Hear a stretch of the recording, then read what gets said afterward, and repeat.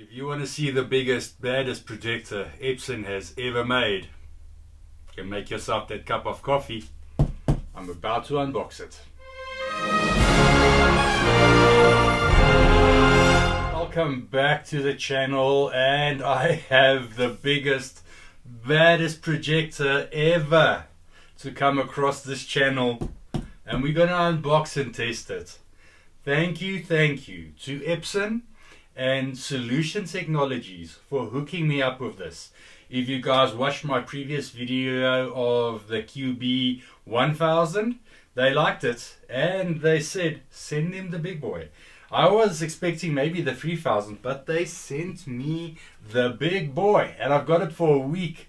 And the best of all, they sent this on a Friday. So what does that mean?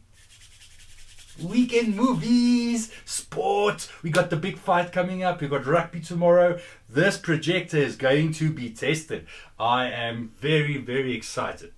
For those new to the channel, what experience do I have with these? With a lot of Epson, all of them. From when we started to now, I've had my hands on almost all of them. So if there's the right guy to tell you how good this Epson projector is, it's this guy right here. And we can test it against my personal JVC N7. I've experienced the Barco, so let's see how this can be in the Barco.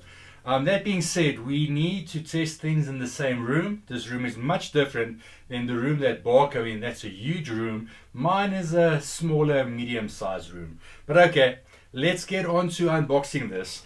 Let's start with the top. So the lasers on these, the lenses, they are different. So you need to pick the lens for what you are going to use it for.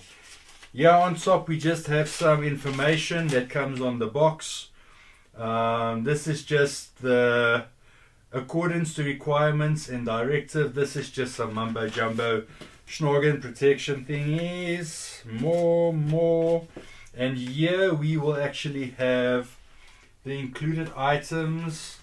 There is the lens itself, how it works. Let's see if there's anything else important here. I will actually read through this before I install this lens. Yeah, a lot of stuff to read through. So just some stuff before you install the lens. Read through this. This is a big lens. If you have ever changed the lens on your projector, you would know what that looks like, the bulb. And normally, you know, they don't look much different from your normal bulb on a bit of steroids. Yeah, that is no normal bulb, guys. This is a beast, and it's heavy.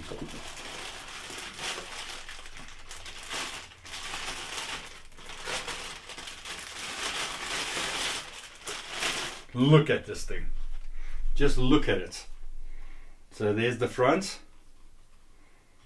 and there's the connectors where it slots in. So we will be installing this bulb shortly. But yeah, big and heavy, not a toy. Let's put this to the side. And I really just want to thank Epson and Solution Tech again, just because they are trusting me with very expensive kits. I mean, this is not cheap. This is a $500,000 South African Rand projector. $500,000. Costing more than most cars. For the dollar guys, $52,000. Yes, it's a price of a car. This is a beast. Okay, let's get to the inside. As you guys can see, this box is huge. I'm hoping that it's a lot of packaging because I need to fit this up there in my box, and I'm just hoping it fits. What's this? There's a box on top of this. So this is packaged way better than you would normally see on these projectors. It's heavy. It's heavy. Carrying in this box, I don't think it's heavier than the JVC. More or less the same, but I'm pretty sure it's bigger. Oh my goodness.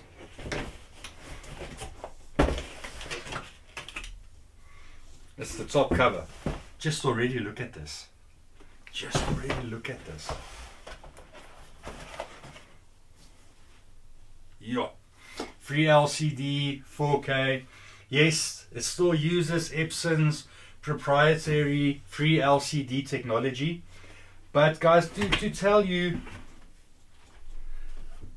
how good that technology is, if they are still using that on a R500,000 projector, it's good.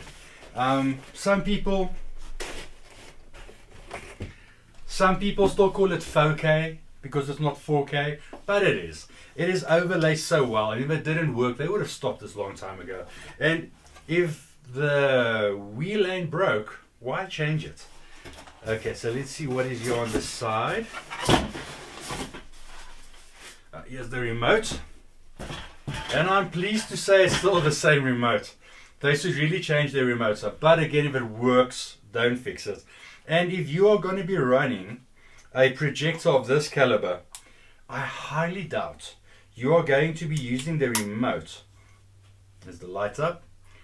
I highly doubt you're going to be using the remote. You might set it up. From there, this will be in some sort of control system. I can't see you running a R500,000 projector and not having this on some sort of control system like Control 4, ELAN. There's many of them. We'll still go over control systems in one of my videos. I've been wanting to do it for a long time, just not gotten to it. Here is the back panel when you are done to cover, so you can cover all your wiring. Already look at all the angles. This makes me think of like a Lamborghini or something, Batmobile, with a lot of stealthy angles. I loved that they changed up the look of this projector to look like something apologies, to look like something premium and different. Sometimes a change is as good as a holiday. I'm going to put this back because I'm not going to use this for my testing, so might as well put that back in there. Then we can slide this entire piece out. Okay, now we are getting to the actual projector. Must say, packaged very well. About a quarter of this box is just packaging, and again, for something of this caliber and level, you would expect nothing less. I'm actually scared to take this out. I'm going to put this on the ground, and then we can pick it up onto the bean bag. It's heavy for a projector. It's heavy for a projector, no jokes. This is not a one-man job getting this installed. I'm going to have to wait for some assistance, and not just because it's not mine. If something happens here, I'm in deep doo-doo. Okay, so there you can see the top, because the chassis is not on at the moment. Again, sample, not for sale. Here is where that bulb pushes in.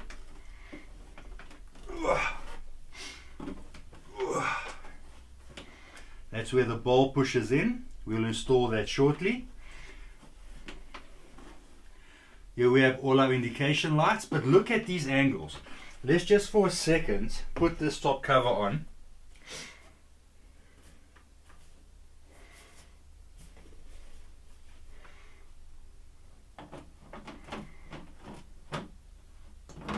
There we go. I'm not going to lock it in place.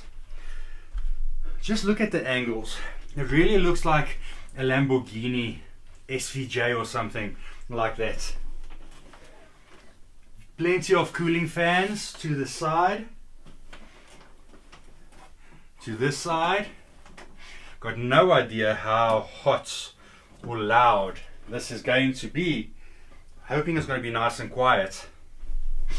So here at the back, power button, like I said, Control 4, Crestron, lots of, well, Control 4 being one of the biggest one. We do Control 4, so if anyone has inquiries, please hit me up. We can hook you up, help you out with Control 4, and also Crestron.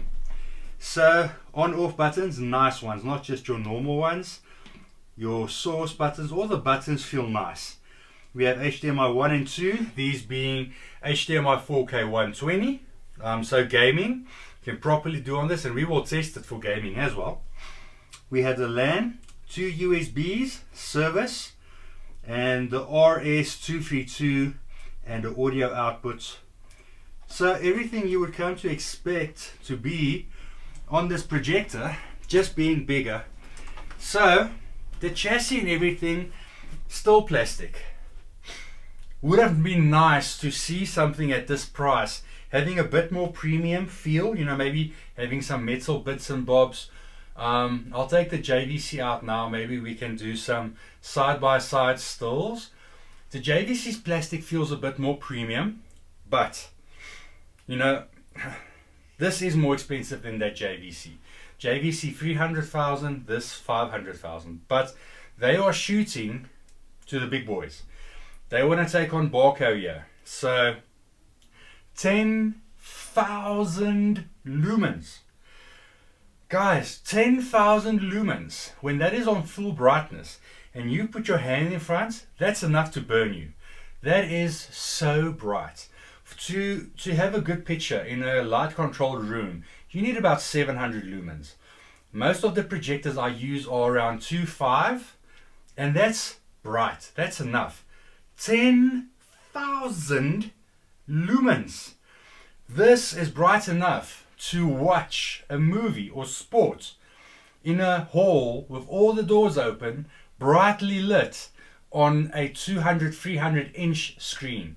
That is what this can do. This could run a commercial cinema.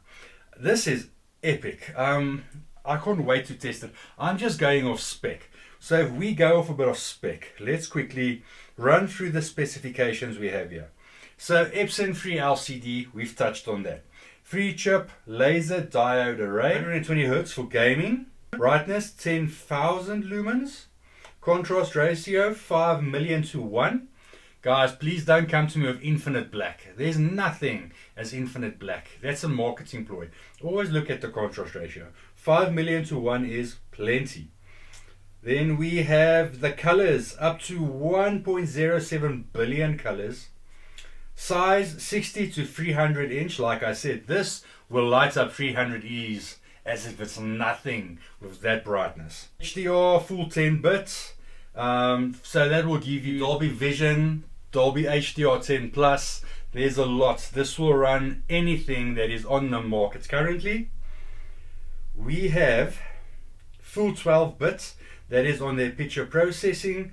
Light source. So this is laser. So we have normal mode 20,000 hours, medium mode 20,000 hours, eco mode 20,000 hours. It's a laser.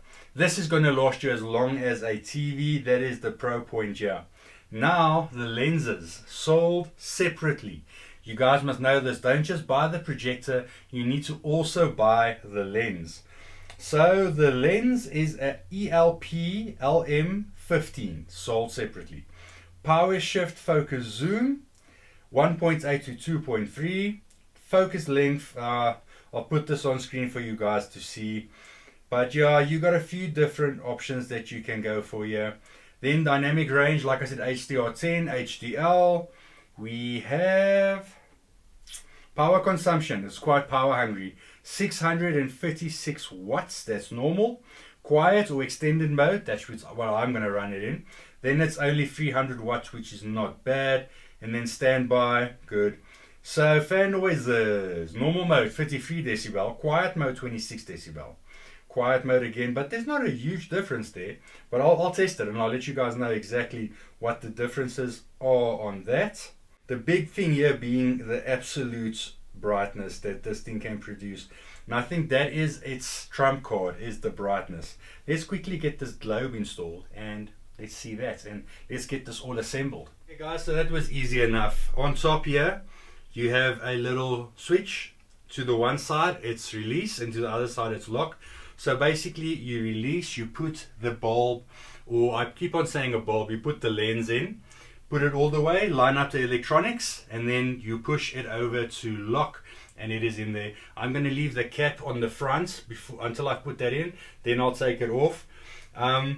So what the lenses are for, different throw ratios, short, long, that's what that is for. So you can actually, if you want to do a bigger image on a short distance, you can. If you want to go further, there's different lenses you can do. Very cool, nice touch. And at this level, nice to know that you can swap out and do different things. So we've gotten to this time again now. So let's put this on there. Should slide back. There we go. Chassis is on. Easy as that. Easy peasy, lemon squeezy.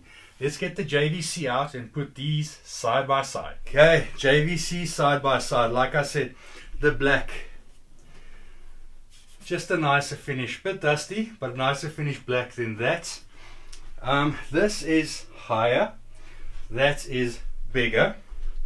Quite a bit bigger. This chassis also being shorter, but more or less, this is also quite wider than the JVC, but both of these are absolute premium units and they look the part. So let's get the Epson in. I'm going to test it now. For the weekend, I will finish up the video. I'll do the unboxing video. If you guys are new to the channel, one unboxing video and then we get to a testing video. So let me get on with my job. Oh, it's going to be such a hard job. I need to watch movies all weekend long, tell you how good it is. Sometimes my job sucks. Just joking, guys.